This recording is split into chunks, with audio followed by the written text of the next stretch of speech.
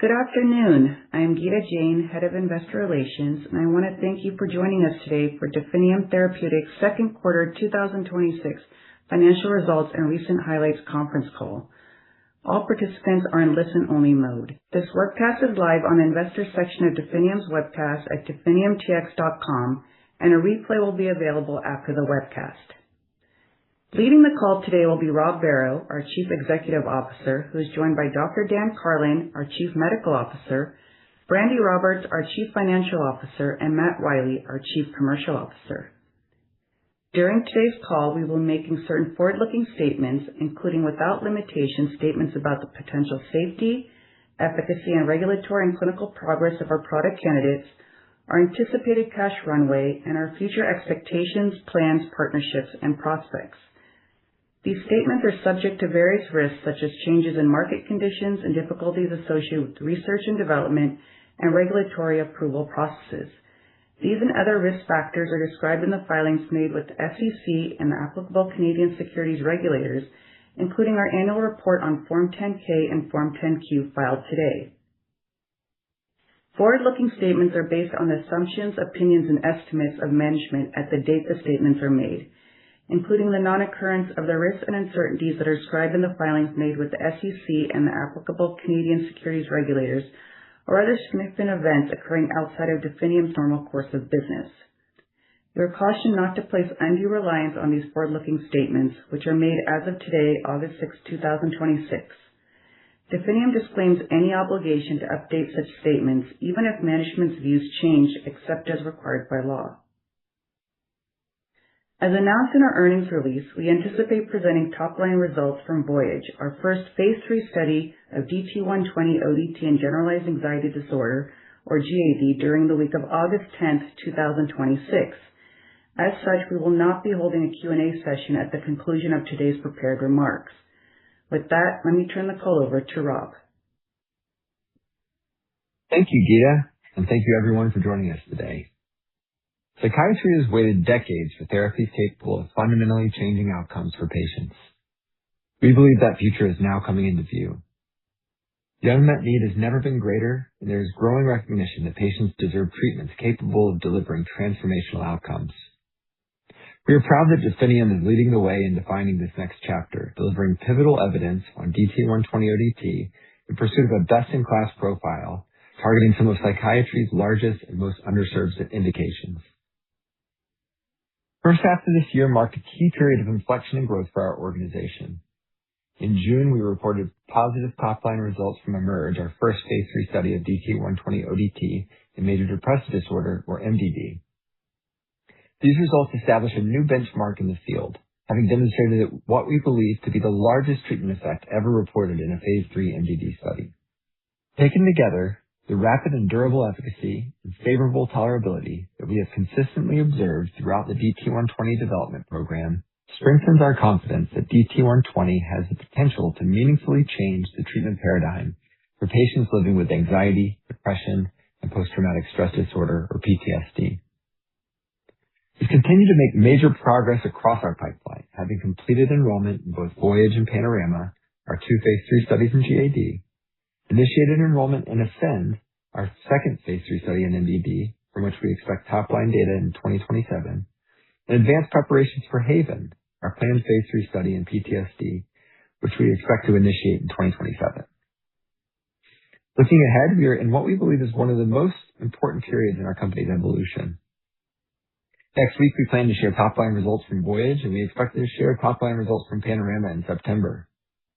Given that there has not been a new drug approved for this highly prevalent and burdensome disorder in almost 20 years, we believe there's an extraordinary opportunity to deliver a first and best-in-class treatment for GAD. In parallel to our clinical progress, we continue to efficiently advance toward a potential NDA submission for DT120 ODT. Throughout the development program, we have worked closely with FDA, maintaining a constructive dialogue that has shaped our program and aligned with expectations for the field. We believe the agency's recently finalized guidance closely reflects this alignment and the principles that have guided our regulatory strategy from the outset. We've also continued growing and strengthening our organization to deliver on the clinical, regulatory, and commercial milestones ahead. Over the course of the year, we have significantly expanded our commercial capabilities in preparation for the potential launch of DT120 ODT if approved, and we have strengthened our balance sheet with an upsized public offering that generated approximately $805 million in gross proceeds. With our strong financial position and operational momentum, we are well positioned to continue advancing our R&D programs while preparing for a launch of DT120 ODT that reflects both the scale of the commercial opportunity and, more importantly, the magnitude of patient need. Our progress is a result of disciplined execution of our team and our commitment to delivering meaningful value for patients and shareholders. With that, I'll turn the call over to Dan to review our clinical programs in more detail. As Rob highlighted, our positive Phase 3 eMERGE results represent an important milestone, not only for the DT120 program, but for the field of psychiatry. As a psychiatrist, what is most exciting to me is the consistent profile of DT120 ODT we have seen across the development program. Rapid onset of action, durable clinical benefit, and a favorable tolerability profile. We believe this combination has the potential to fundamentally change how anxiety, depression, and PTSD are treated. eMERGE enrolled 149 participants with moderate to severe MDD. The study population had a mean baseline Montgomery-Åsberg Depression Rating Scale, or MADRS, score of 34.5, and approximately half of participants in the study had previously been failed by 2 or more antidepressant therapies. Background antidepressant and anxiolytic medications were discontinued before randomization, and no psychotherapy was provided as a component of the study, allowing us to evaluate DT120 as a true monotherapy. The study met all of its primary and key secondary endpoints, with highly statistically significant results across multiple clinically meaningful measures. DT120 demonstrated an 8.1-point placebo-adjusted improvement on the MADRS at week 6, with a p-value of less than 0.0001, corresponding to an effect size of approximately 0.83 for the primary endpoint. To our knowledge, this represents the largest treatment effect ever reported in a Phase 3 trial in MDD. Importantly, after a single dose of DT120 ODT, efficacy was evident as early as week 1, remained statistically significant at every subsequent assessment, and persisted through week 12. Beyond the primary outcome measure, we observed statistically significant improvements across all key secondary endpoints and a favorable tolerability profile. We are extremely encouraged by the eMERGE results and look forward to delivering pivotal data in GAD. GAD affects millions of patients worldwide, yet treatment options have not changed over the past 2 decades. With the available approved medications, many patients continue to experience inadequate symptom control, delayed onset of benefit, poor tolerability, and the burden of taking chronic daily pharmacotherapy. Our objective with DT120 is fundamentally different.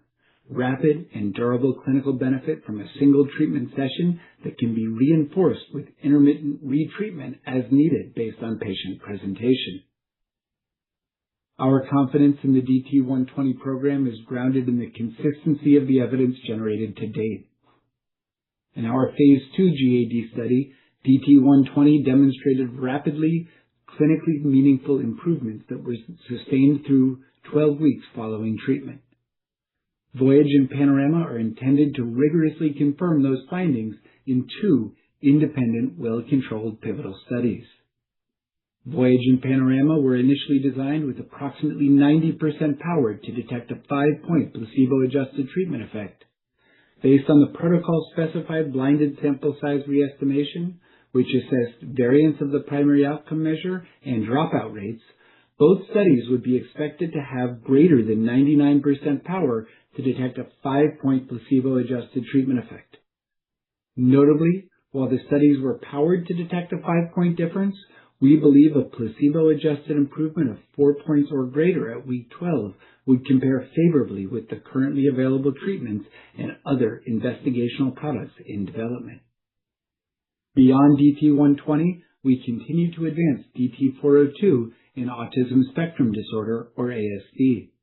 We believe this program represents an important long-term opportunity given the significant unmet need and the absence of FDA-approved therapies that directly address the core social communication challenges associated with ASD. Across the development programs, we are incredibly excited by the results we've been able to produce to date and the ones we expect to share in the near term. Now I'll turn the call over to Matt to comment on our ongoing commercial preparations as we seek to translate clinical excellence into commercial success. Thanks, Dan. I'm excited to spend a few minutes sharing more about our accelerating commercial momentum for DT120, which has been further strengthened by the positive Phase 3 eMERGE results. These results have given us greater confidence in DT120's potential to deliver meaningful, rapid, and durable benefit for patients with MDD and GAD. In our market research, both patient populations have clearly expressed dissatisfaction with current treatment options and have responded positively to the DT120 product profile.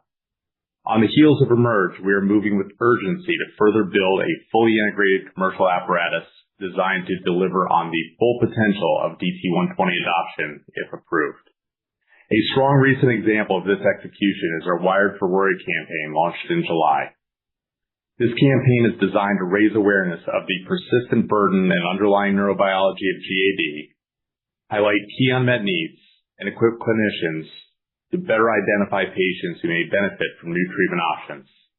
Early feedback has been highly positive, and the campaign is already driving meaningful engagement as we near the upcoming GAD data readouts. At the same time, we are rapidly expanding our commercial team and building our critical operational capabilities. We are hiring and onboarding key talent across marketing, market access, sales, and commercial operations while executing on essential launch activities, including promotional message development, payer value narratives and engagement, distribution model design, and detailed deployment planning. These efforts are advancing in parallel with the build-out of our centralized patient support services, reimbursement pathways, field operational readiness, and HCP engagement initiatives, all aligned to ensure a strong, seamless launch. Throughout this process, we are focused on making the patient and provider experience exceptional, leveraging the same unique insights and disciplined execution that have defined our R&D approach. We are highly confident in the clinical profile of DT120, our go-to-market strategy, and our commercial readiness. We believe our recent MDD and upcoming GAD pivotal data, combined with the momentum from market conditioning efforts and our accelerated infrastructure build, position Definium exceptionally well for a successful launch and to set the standard for this new and exciting treatment modality. With that, I'll turn it over to Brandy for our financial results. Thank you, Matt. Before reviewing our financial results, I'd like to briefly discuss the financing we completed during the quarter and how it positions Definium for the years ahead. In June, we completed an upsized, underwritten public offering that generated approximately $758 million in net proceeds. We were pleased by the strong participation from both existing and new investors, and we believe the successful financing reflects growing confidence in DT120, our broader pipeline, and our long-term vision for the company. Importantly, this financing significantly strengthened our balance sheet, and we ended the quarter with approximately $1.1 billion in cash equivalents, and investments.